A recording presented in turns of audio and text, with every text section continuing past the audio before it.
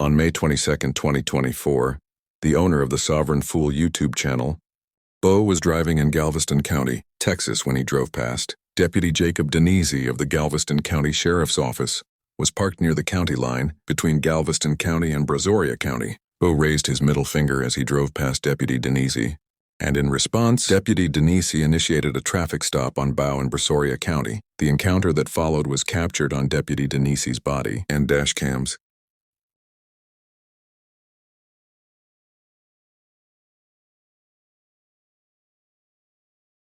How are you? Hey, just so we're clear, this is considered obscene gesture. Just so we're clear, you cannot do that in public. Yeah. It's called an obscene gesture. Other people can be offended. This is a reason to stop. I don't want to ID you. Call on me. Here. Oh, you did it in Galveston County. So I can stop you. Yes, absolutely. You did it in Galveston County. We'll find out, so like case law protects that. Oh, you think so? Free speech, that's not speech. It's free speech, it's hand gestures. It's obscene gesture, there is case law on it. It's obscene gesture, I'll wait here if you want to go look it up. Look, I'm just having a talk so you don't get offended by anybody else. You are free to go, I'm just having a talk with you. Have a good day, and you almost hit me with your rear side mirror. 1 Paul 31. Mary Paul Sam 2:8. It's advised he almost hit me with his side mirror. You get it at the county line. Galveston County, Brazoria County. Sorry, when you gonna stop? Oh, he was already stopped my traffic just to go through my, computer's messed up, but he decided he's gonna drive off. He said he could leave, and I told him he could leave, and he hit me with a side mirror. Go. Go, I got you. I'll get you, go. No, don't come to my car, no. No. No, get away from my car. You're free to go. I told you to go. You're not. I'm gonna walk up to my car. I'm documenting. You did, I'm saying. You hit me in the mirror, go. I'm giving you a pass. I gave you a pass. If I wanted to stop you, I would have stopped you. Go back to your car and get off the road. I'm not trying to go back to the car. There is no beef. Hey, I'm not mad at you. You obviously know. I'm not mad at you. I didn't ide you. You don't ide me. But just, hey, you're mad, no? I'm not mad at you, actually. You know what I was doing? I'm waiting for a car with a bunch of narcotics to come through town. Waiting on all I'm doing, man. I don't want you to get more trouble if somebody's offended and somebody calls. It was just a reasonable stop. Hey, man, I don't want you to ride. It was an ego thing, dude. I don't care. I just want a Jeep weekend. I don't care about that. I'm just telling you, I didn't mean to pull off so close to you. I felt like you leaned in. I was talking to you and you took off and you hit me with your mirror. I'm not mad at you, bro. I'm not mad at you. I apologize. I did not mean to hit you. I appreciate that. I'm just not in the mood to play with your games. Hey, the law don't got shit on us, man. The people win, we win every time. I'm not doing this with you. I'm just telling you, hey, hold on. I'm telling you, hold on, you just did it with me. Hold on, I can get out. I cannot officially stop and talk to you and let you know did I DI? Yes, I did, cause you did it in Galveston County. It's a Galveston County It's free speech, go look it up. You're gonna put me under arrest, hey, for hitting me 100% turn around. Bo makes a comment about Deputy Denise's ego. And Deputy Denise responds by placing Bo in handcuffs for allegedly hitting him with his mirror when he drove away, however. It should be noted that when Bo originally drove off, Deputy Denise stated that Bo almost hit him with the mirror. And over time, his story progressed into a claim that Bo actually hit him with the mirror, just having a talk with you. Have a good day, Bo almost hit me with your sun mirror. So vice, he almost hit me with his side mirror. He said he could leave. And I told him he could leave and hit me with his side mirror. I'm saying like you hit me in the mirror. I'm giving you a pass. I was talking to you and you took off and you hit me with your mirror. Additionally, even if Bo did hit Deputy Denise with his mirror, it is unlikely that his conduct would be considered a criminal offense. Striking or bumping a person with a vehicle, side view mirror, could potentially implicate the assault statute found in Section 22.01 of the Texas Penal Code, but only if the statutory elements were satisfied. Subsection A1 applies where a person intentionally, knowingly, or recklessly causes bodily injury to another. Bodily injury as defined by Section 1.07 of the Texas Penal Code includes physical pain, illness, or any impairment of physical condition, including even minor physical, so long as the contact amounts to more than mere offensive touching.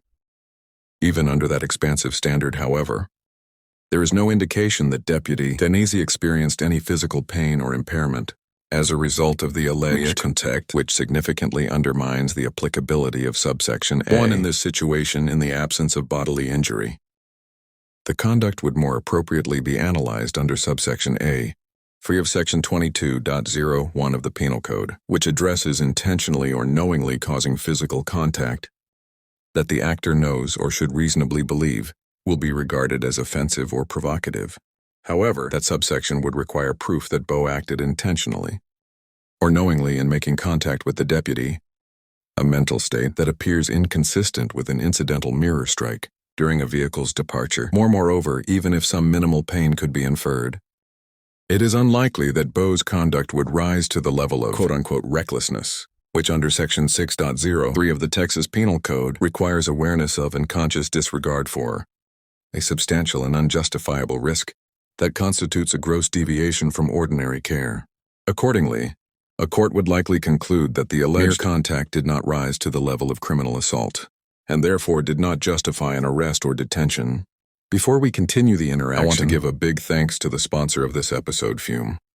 If you're anything like most people in January, you start the year with that confident, "This is the year I finally quit," and then the first real craving hits and your brain goes on autopilot. That's the part everyone ignores. Most resolutions fail because we try to remove a habit without replacing it. That's exactly where Fume comes in. Fume is an award-winning, flavored air device that draws flavor to your mouth, not your lungs, which makes it a great way to satisfy your oral fixation, with non-toxic flavors free from nicotine or vapor, and it's safe to use anywhere. Whether you're looking to keep your hands busy or curb an urge, Fume's premium wooden design is built for both flavor and function. Magnetic fidget features add an extra layer of satisfaction, making it perfect for relieving stress or staying focused. Flavored air isn't like vaping. If vapor was compared to sticky soda, Fume cores are closer to herbal teas.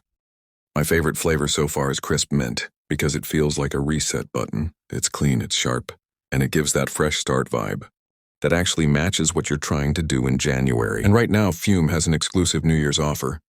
For members of the ATA community, January only Fume is doubling every core you order. Order 1 pack, you get 2. Order 3, you get 6 more flavor. More chances to reach for something better when the cravings hit. And if you grab a Journey pack, you'll also get a free gift just for using my code. Free Fume topper, an awesome accessory to level up your experience. Go to tryfume.com and use code AUDIT to claim your double cores and your free Fume topper when you order your Journey pack before this New Year offer closes. Thanks again to Fume for sponsoring today's episode. Turn around, hey, you're gonna make it worse, dude. I told you to get out of here and get off the roadway. You chose not to. I was gonna document it. I'm gonna make sure that I didn't hit you and you did hit me. Just so we're clear, I didn't. Walk to the front of my car, please. I apologize. You are detained, sir. This is an ego thing, I'm telling you. It's not to protect you, plus you can't drive around flicking everybody off when we're in public and there's cars everywhere. Off there was other cars coming at you, sir. I was just trying to say other people could be offended by your gesture because it is an obscene gesture that you can get in trouble for it. It was a simple thought. Hey man, if you're mad at me, cool, if you want to stop trying to be like, talk to you and you be upset about something, I'm okay with it. I'm all about it. I'm okay with it. But when I see you can leave, you take off and hit my arm. I honestly didn't mean that. I meant to flip you off. I was not meaning to hit you or anything. I was just leaving because I was mad that you stopped me. You said I could go. So I was like, I did not just. I think the wind caught your sleeve of anything, but I did not, I swear. I want you to know I accept your apology. I promise, and I don't think it was intentional. But you still did it is what I promise. I didn't, I know. I understand what you're saying. But I honestly, my man, look at me. You and me have a beef with cops and I don't know what's going on. Are you gonna listen to me? Just listen here, I will. I want to sit here and talk with you. I'm fixing to release you if you're willing to calm down for me. I am more than happy to release you. Yes, sir. I apologize. It's okay, man.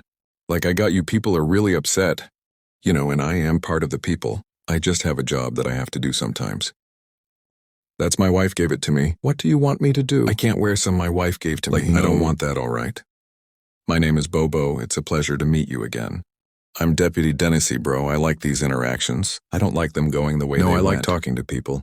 I enjoy having these conversations about rights and things, because we've already gone through it. It's going. We're going through it all the time. And I'm just sitting here on your county line, and I'm just I am waiting for a car that's loaded to see if you're coming to Fresno. Just to be honest, and I can't. Just so we're clear, my license says Texas. I can go wherever, but do it? No, normally. But right, the thing happened in Galveston County. This is Galveston, yeah. Okay, yeah.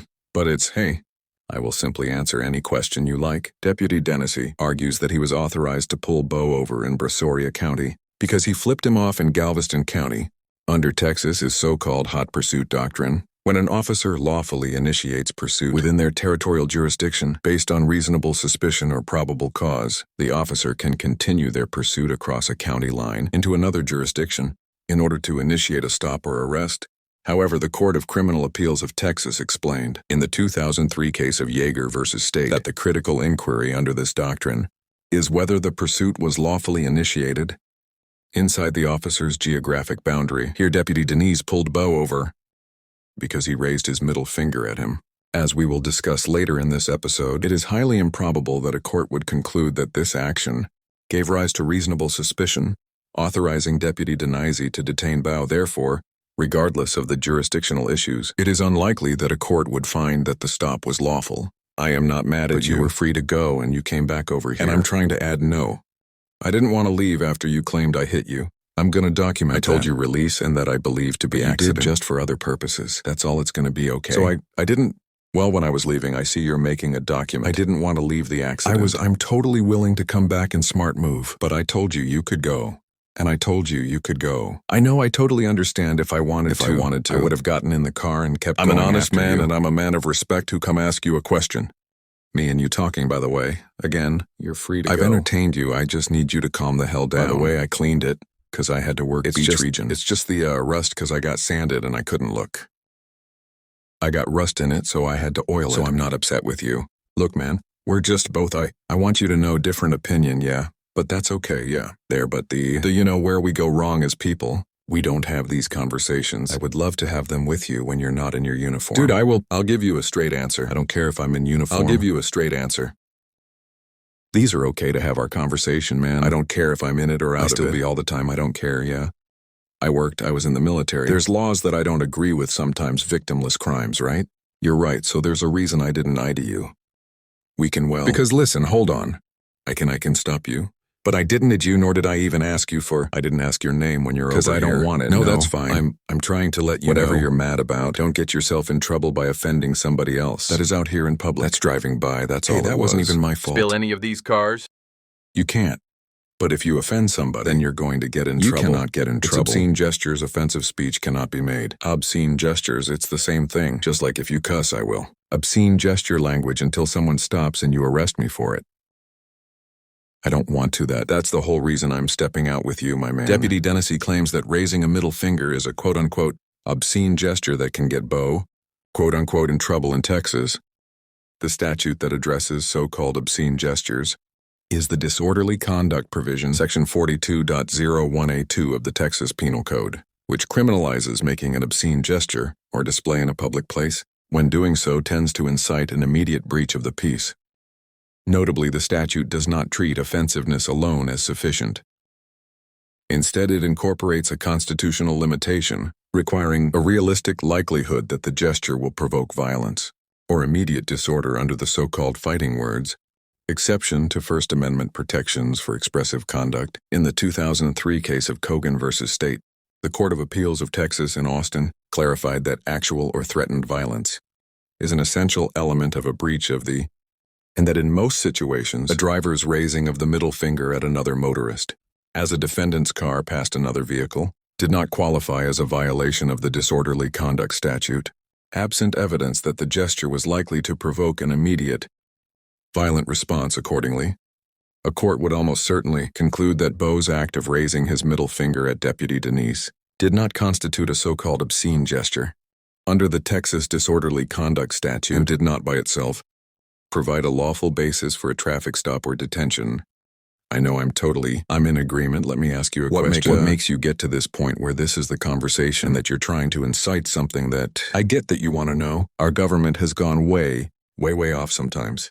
I can agree with that, but yes. That is so high that has nothing to do with me. It does have everything to do with you. The debt is so high y'all have to enforce traffic revenue. I don't even write tickets. My man, I'm the least ticket writer. I don't want to pull all your information.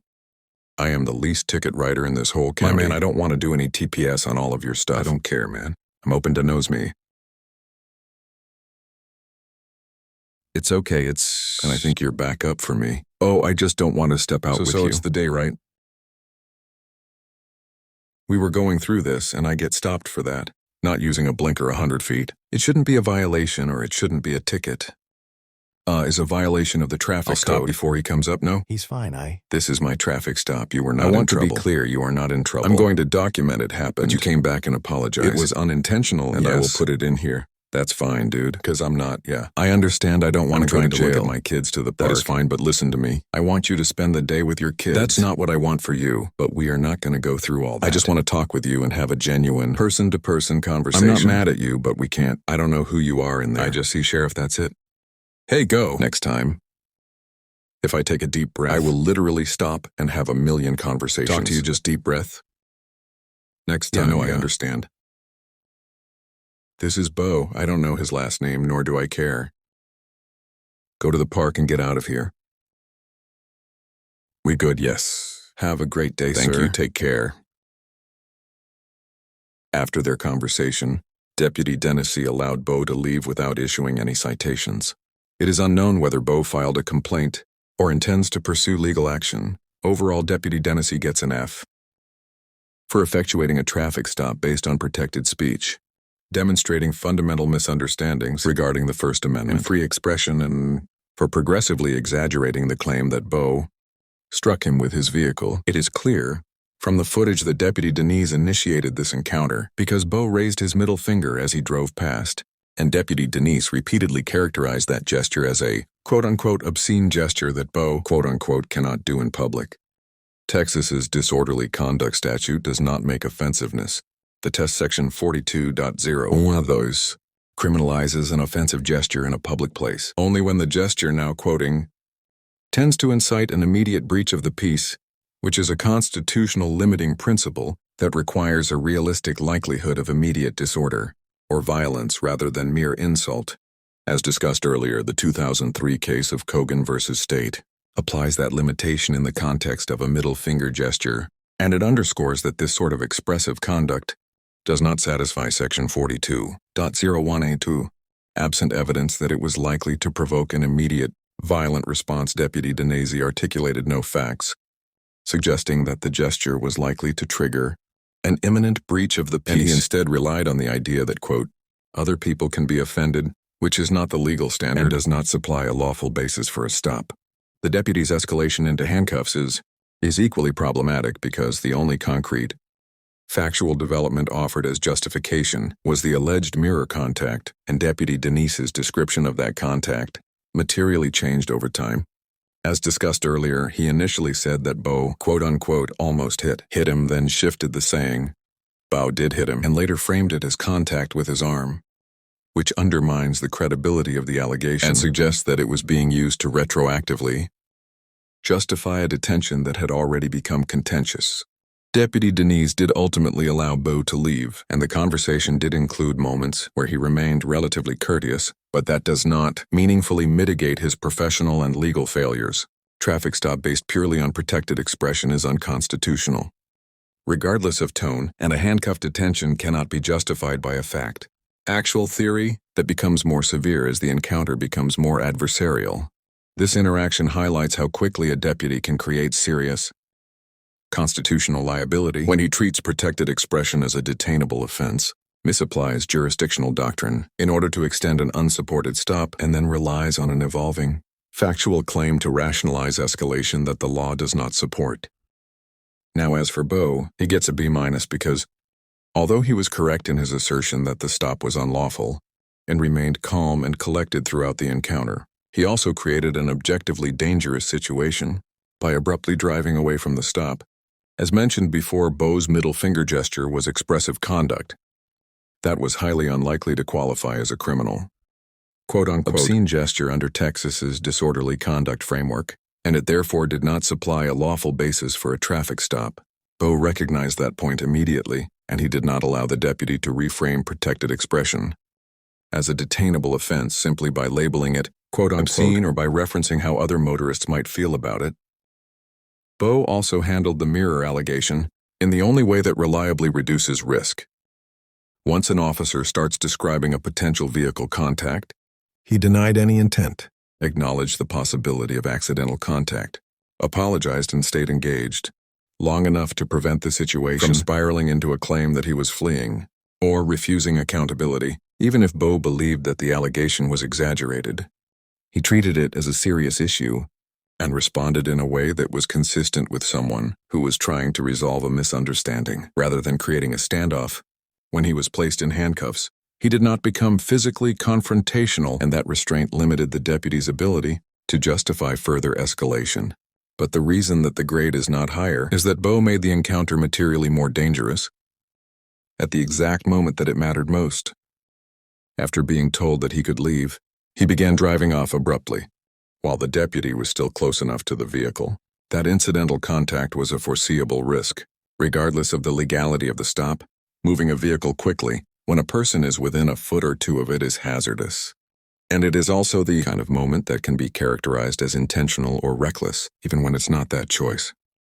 Gave the deputy an opening to shift the interaction away from the legality of the stop and towards a physical contact narrative, which is precisely the kind of pivot that can turn a legally weak detention into a far more complicated situation. Bo also chose to pull over and re-engage on foot.